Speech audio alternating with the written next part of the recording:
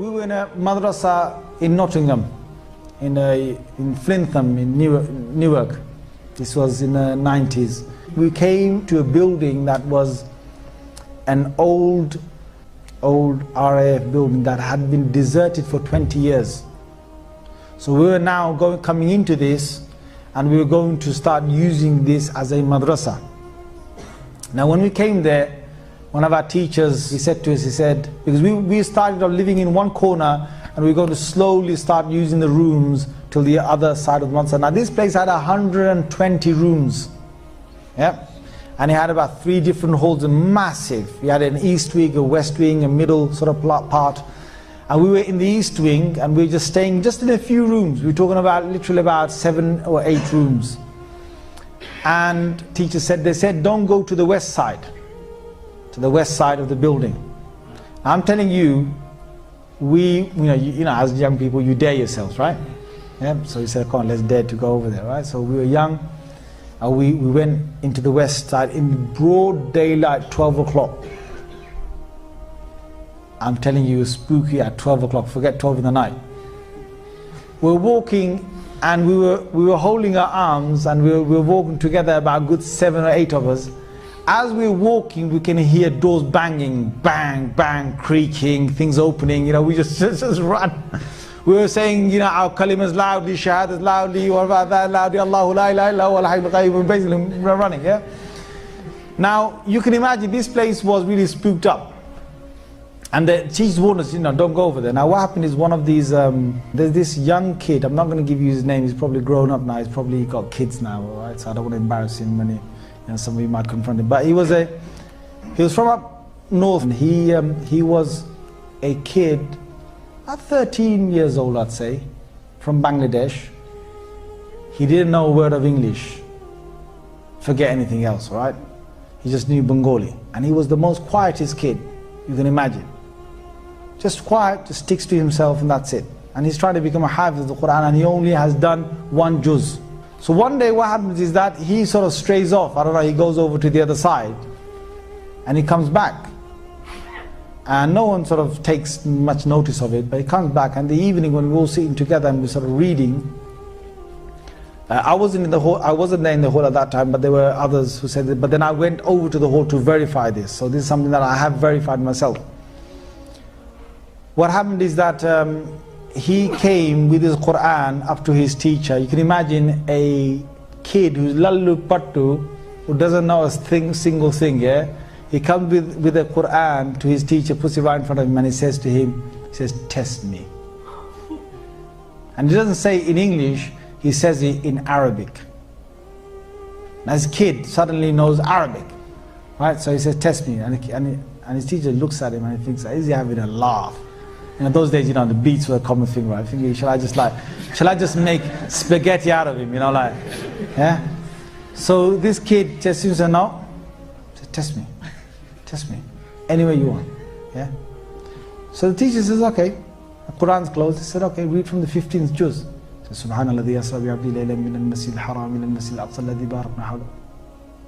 And the teacher looks at him and thinks, what is happening to this kid? So the teacher then tests him from another place, and this kid now knows the Quran, and the kid challenges the teacher in speaking Arabic. And this kid has got really good Arabic all of a sudden, right? And then, you know, when we heard this, we came over, and I specifically went, you know, met him, and I start talking, and he started talking Arabic. Weird. So then we thought, okay, you know, whatever has happened, miracle of God, you know, you wait. What happens is now this kid is acting really weird, because he goes and he gets a hair clipper, and he shaves half of his head, and he leaves the other half as it is. Takes his hat off, walks down the corridor with half of his hair on one side long, and the other half is completely shaven. Now kids are freaking out. Jinn, jinn, jinn, jinn. Right? So then, you know, the teacher grabs hold of him and says, well, you got to basically just shave the other half, so the shave the other half. So we've done that. Now, and he's acting all weird. He's doing things that sort of abnormal. So he then goes to bed, and okay, he's gone to bed. At about 2 in the night, all these kids, there's 6 to a room, and there's 3 bunk beds in every single room. So there's sort of 2 on every sort of bunk bed. 2 in the night, 5 of them from that room, from his room, come running down the corridor, yeah, banging on the principal's door, yeah. Jinn, jinn, jinn, jinn, jinn, jinn. So the principal gets up, says, "What's the matter?" Jinn, jinn, jinn, jinn, jinn. And the principal comes in, and there's only one kid sleeping. It's that one kid, the one that shaved his head, right? The one that knows Arabic all of a sudden now. Yeah? He said, "What's wrong?" He said, "Nothing." So they go back. He said, go back. Puts the ball in bed, comes back. And he says, after a little while, these kids are screaming back again. Down the corridor, knocking on his door, jinn, jinn, jinn. So he said, "What is it that was happening?" They go, "When we go into our bed places," yep.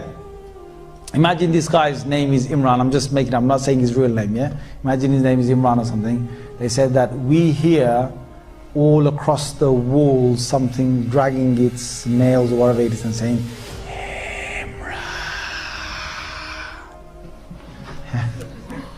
so basically they just obviously leapt out of their beds, yeah, came straight to the principal. Now this went on all night, yeah, him taking them to their beds, then basically coming back. So then the morning came, and the main sort of teacher, Mullah Fadl Rahim Sahib, he called him over, and I was there serving breakfast.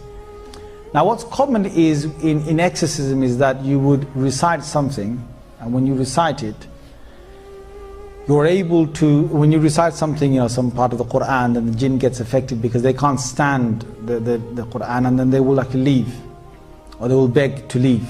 In this case, this jinn was a believing jinn, and this jinn was a hafiz of the Quran, and this jinn knew Arabic. So when the teacher was reciting something on, and trying to recite something to blow on it, the jinn inside this human being was reciting the adverse ayah to break the effect of that. It was not any common jinn that was in here, and I'm sitting there watching this.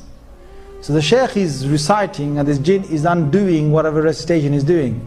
And it was, the shaykh saying, إِنَّ الَّذِينَ فَتَنُوا الْمُؤْمِنَ وَالْمُسْلِمَانَ لَمْ يَتُوبُوا فَلَهُمْ عَذَابُ جَهَنَّمَ وَلَهُمْ عَذَابُ الْحَرِيقِ. And this other jinn from inside will recite something else. So it's undoing whatever the shaykh was saying. So after a while, when the students sort of left the room, I asked the shaykh confirmed that this is what he's doing. And then the shaykh said that the only way to actually get rid of the influence is to take this young boy back to his hometown and to leave him there for 1 month. He said the reason why this has happened, and these guys, I'm saying this, that you won't believe in this unless you deal with this. There are certain things that you will not believe in unless you deal with it. So if you've got unbelief in anything I'm saying to you that I'm making Allah witness, whatever I saw, I'm just telling you, you just need to start witnessing some of this yourself, and you start believing in it. So the shaykh himself was able to witness some jinns, and he witnessed a whole group and a family of jinns that had traveled from outside and stayed in that west wing for a month, and he had this feeling that they were there only for 1 month. So he said, if this young boy goes to his hometown, then whatever jinn is, he said there's a young jinn inside him who's a hafiz of the Quran. And if he stays in his hometown, the boy stays in his hometown, then the jinn will automatically leave because his family are leaving this west wing after a month. So we took him home, and as we were taking him, my God, I was sitting next to him on his left hand side in a car. He was right in the middle. He was going to open the door when we were going 70 miles an hour. He reached to open the back door, the car door. And the teacher stopped him, and the teacher gave him a good shouting. And then he basically stayed there until we got to the place. We left him in his home for 1 month. After 1 month he came back, and he was the same docile kid you knew.